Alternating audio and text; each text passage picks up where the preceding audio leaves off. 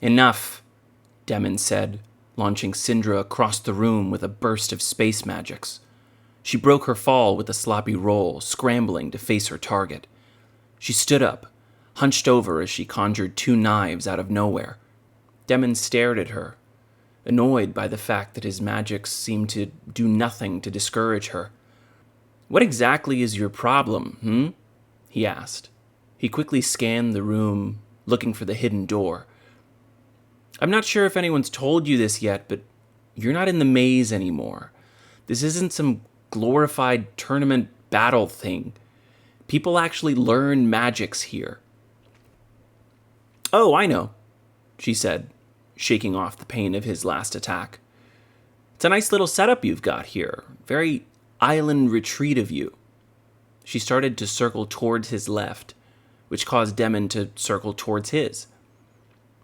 "I'm sure that's why you chose it, right? Needed a little break from all the pressure?" She threw a knife as Demon started to answer, charging him while it was in the air. Demon weaved his way further to the left to dodge the knife. Syndra was pleased. Just a quick teleportation spell, and...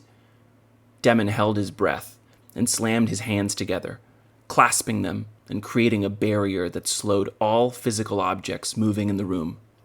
He'd lost sight of her after he dodged the knife, but he figured she'd find some way to end up behind him. Sure enough, he turned around to find her lunging towards him. He shook his head, closed his eyes, and Syndra braced for the impact. But he didn't launch her across the room this time. Instead, he bowed his head and opened his hands slightly. Syndra's perception of time and space hadn't fully changed, but she couldn't figure out what he was up to. That was until he unclasped his hands fully and walked toward the only chair in the room that wasn't broken. Syndra couldn't move, but she swore she was moving slower the more she pushed. Demon dusted off the chair and sat down, seeming more mentally drained than actually tired. "There's no point. I killed your capacity for movement." Syndra heard his words, but couldn't quite believe it. He can just do that? Just leave me like this? This man was a demon. Demon crossed his arms, took a deep breath, and looked at Syndra, who was still trying to move. "Okay," he said. "Let's try this again." He clapped his hands, and Syndra was free. "I need you to listen to me," he said. Syndra was confused by his sudden release of her, and by his posture.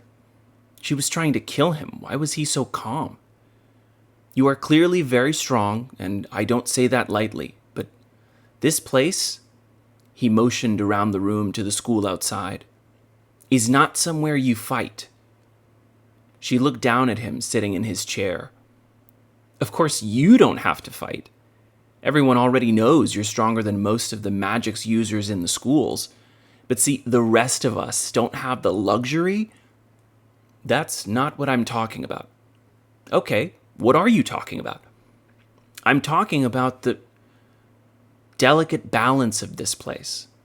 Syndra scoffed. "I'm sorry, the what?" Demon scratched his forehead, clearly struggling to articulate a point that seemed obvious to him.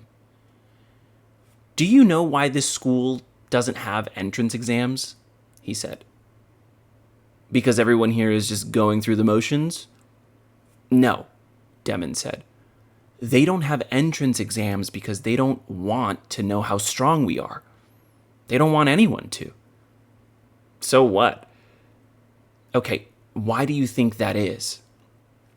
This was pointless, Syndra thought to herself. Was he out of mana? He must be stalling. She started to wind up to throw her second knife when she noticed she couldn't move quickly. She'd meant to reach for her third knife, but her arm moved in slow motion. So that's why he was so relaxed. His magics put some kind of limit on her movement speed. Hilarious. She sighed and said, "I have no idea." "Humor me," he said. "What the? I just told you, I don't know." Demon got up and walked over to the window behind him, bracing against the wall. "All right, do you want to hear my theory?" "Not really." They don't want to know how strong we are because they don't care. Sindra let out a single laugh before she realized she'd done it. That's a good one. I'm serious. Oh, I'm sure you are, she said. She realized she could walk, so she started pacing the room as well, trying to figure out how to deactivate his magics. Was it distance related? Time related? I'm sure most prestigious magic schools care very little about bringing in heavy hitters like you. I gave them a fake name, he said. The fact that you actually believe you could fool this place with something that simple is ridiculous, she said. Is it any more ridiculous than you thinking that you could kill me? His question felt less like an insult and more like an invitation. Sindra frowned, annoyed that his line of questioning had momentarily distracted her from her main goal. I can kill you, she said. And then what? What's your plan here anyway? He said. You kill me, walk out of the building, and then what? Sindra furrowed her brow, unclear about the purpose of his question. And then everyone knows I was stronger than you. Not sure what's so confusing about that. Great, he said. And then what? A pause. What are you even saying right now? Sindra said. I'm deadly serious, he said, looking out the window. The ego of this man, Sindra thought. He really thinks there's no way for me to kill him. What would you do if everyone thought you were as strong as I am? A longer pause from Sindra this time. People would know better than to cross me? Demon looked at her, frowning. Like you knew better than to cross me? I'm not, she started. Yeah, you're stronger than me and you're going to kill me, I get it, he said. You do know that everyone in this school would want to kill you after that, right? Good, Sindra said. I wish they'd try. Really? He barked. You want the entire school to try and kill you all at once? That's your idea of a successful outcome? There are only 3 or 4 people in this school that are as strong as you, so... Lady, I'm glad you believe in yourself, honestly, he said, walking towards the chair again. But I think you're missing the point. Oh, you had a point! That's a relief. I thought you were just monologuing, she said. My point, he said, sitting down again, is that killing me, killing anyone here, changes the nature of this place. He started stretching and fidgeting. He almost seemed nervous to Sindra. All right, let me try this another way. What do you think the point of schooling is? Oh, wow. Could you be any more of a cliché? Sindra said. The powerful magics user that thinks that there's more to life than being strong. There is, he said. His shoulders sagged slightly. He lowered his voice a bit and said, Here's the thing. I'm talking about a race to the bottom. You're talking about survival of the fittest. And meanwhile, we are surrounded by some of the best magics users you'll ever meet. Can I be honest? He said. Is your plan to bore me to death? She said. You aren't a good fit for this school, he said. This isn't a slaughterhouse like the maze, and you need to understand. Sindra's hand finally reached the magic's displacer she'd brought with her. She figured it'd be useful to get past Demon's defenses, but she'd had no idea just how useful it would be. Demon watched in shock as Sindra started to move at normal speed. His mind immediately started working through the possibilities. Did she have help? Someone who could dispel Hack's magics? She hadn't revealed her signature yet. Was it speed-related? No, his signature didn't impact speed directly, so... Of course, as Demon tried to understand the unimaginable, Sindra was hard at work making the most of the situation. She threw a round orb at Demon as she made a mad dash for the door behind her. Demon had trained with some of the Gauntlet's most talented combat mages, and his instincts were relatively sharp when it came to fighting. When people asked about his ability, he always gave the same answer. I'm no Michael the Blade, but I can handle myself. Unfortunately for Demon, He had left the gauntlet only a few months into his stay there. He claimed his desire for exploration was why he left, which was a lie. Had he stayed for just one more week, he would have learned something that every combat mage learns in their first year of study. Demon had never learned that there was nearly no overlap between the skills needed to fight a fighter and the skills needed to survive an assassination attempt. Which is why when presented with the scenario in front of him, he was blinded by a high-stress physiological response known as tunnel vision. When he saw Syndra headed for the door, he made the standard combat deduction. Syndra was running away. And despite wanting nothing to do with this fight, his mind was still in combat mode, which is why he started to follow her after dodging the orb she threw. Since he still hadn't achieved his victory, his mind was focused on a single thought. He had to stop her, since there was a good chance she was just creating space to attack him again. Demon saw a faint shimmer out of the corner of his eye.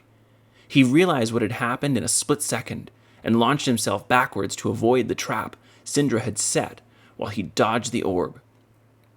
He started wondering how she was able to set that trap so quickly, but he was too distracted by the pain of having his right leg blown off to finish that thought.